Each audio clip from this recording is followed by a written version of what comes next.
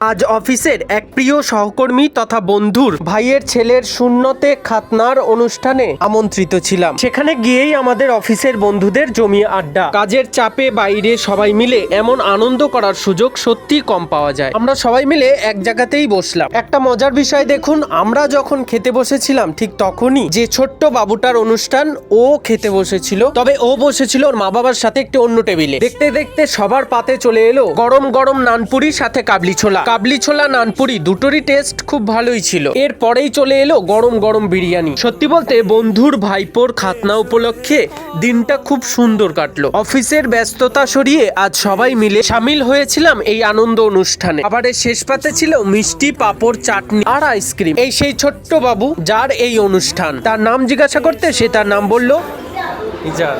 ভালো হয়েছে? তোমার কেমন লাগলো? সব মিলিয়ে বন্ধু এবং তার পরিবারের আতিথেয়তায় আজকের দিনটা খুব সুন্দর কাটলো। ছোট বাবুর জন্য অনেক অনেক দোয়া ও ভালোবাসা রইল। ঈশ্বরের আশীর্বাদে সুস্থ থাকো, ভালো থাকো, বড় হয়ে মানুষের মতো মানুষ হও।